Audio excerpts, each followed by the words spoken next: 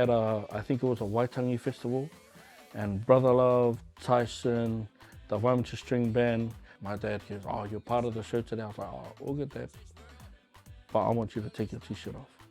Take your t-shirt off now. Now, if you guys know Papano, when he makes his eyes like that, you better listen.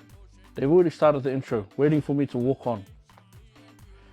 And I'm crying, Dad, I don't want to take your t-shirt off. Took it off. I ain't gonna lie. 4,000, 5,000 people in the front. The music's going. I walked on stage, I put the uke on. You should have seen the standing ovation. Growing up with my dad, Noo Pare, from a very young age, was from a distance. Because he was the producer, he was the promoter, he was the manufacturer of our CDs at the time, cassette CDs. He was hardly around because he was so busy. He was working hard for the family. And as we grew up, because I was exposed to a lot of the stuff, a lot of the music, so it sort of just gradually came into play. But the musicians that were around, they would always come around home and have meetings with the old man. And I'm that little cheeky boy that has to make coffee and cup of tea for everyone.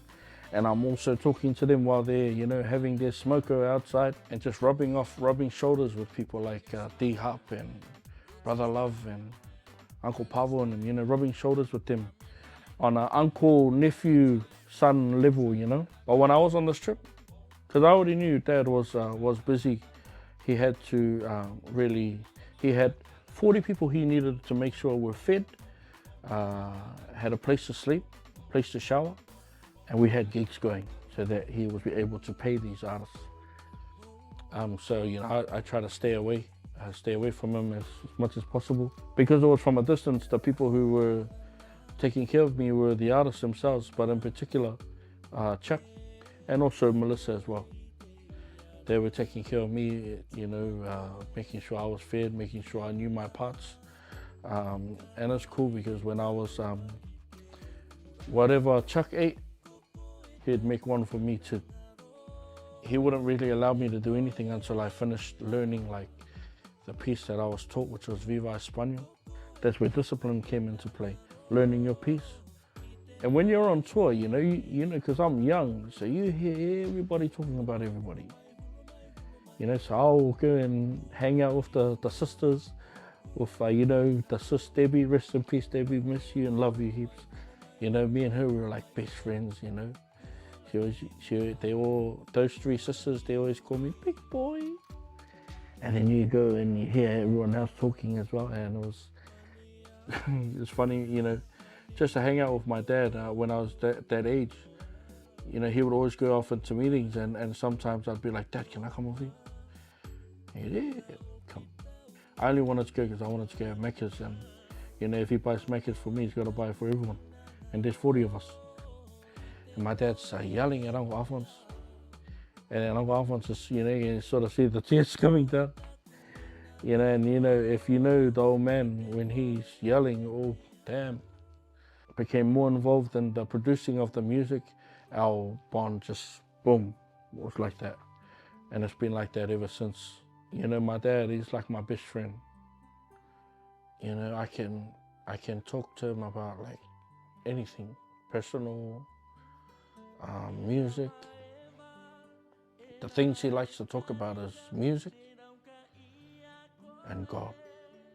He's used those two things to run his life, and it sort of fell onto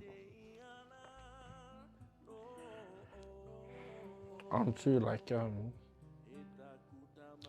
everybody around him. His morals has always been God, music. Family's number 3. I'm not like that, but that's how deep he was in the music. When people would talk about me saying like, oh, you're lucky to have a son like that, or like, Jarome is doing very well in music and things like that, he would always shut it down. He'd never akapapa me, or he'd never give me that, but it's also kept me grounded. kept me grounded. Also, he's so passionate about our Cook Islands music in particular.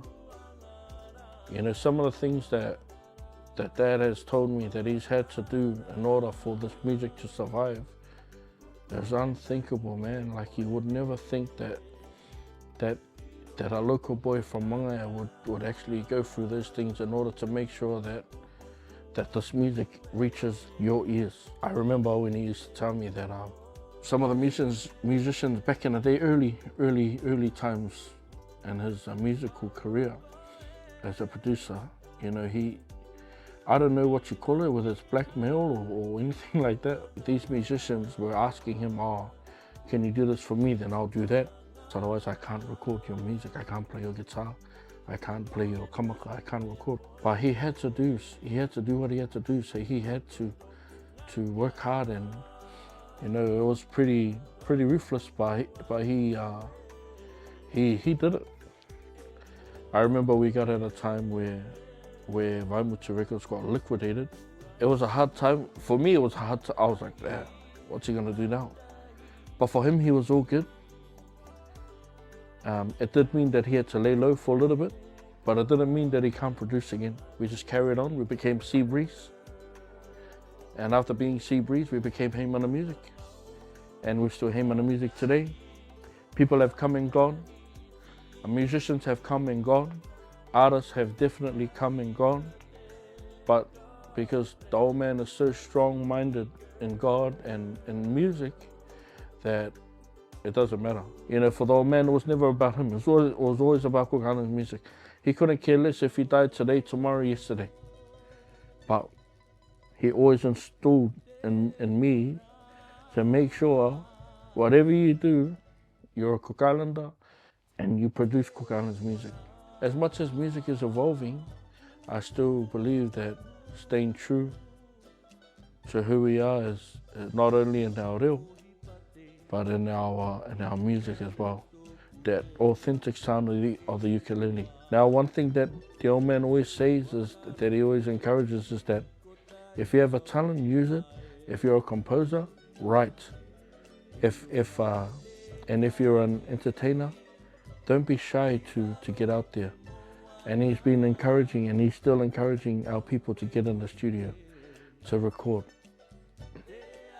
Not so much for us, but to leave a legacy. Some of our fellow musicians who have passed on, they've never really recorded before. And their voice, their tareni, their himene, all of that has gone 6 feet under. You will never hear their voice again. So he's always been an advocate for that, leaving your mark here on earth. So I hope to be half the man that he is. And I hope to inspire, just like how he inspires people. Inspires people to attack the world and attack the music, attack life. Do the best that you can. Yeah, man. There's no one else like Papano. And I mean that.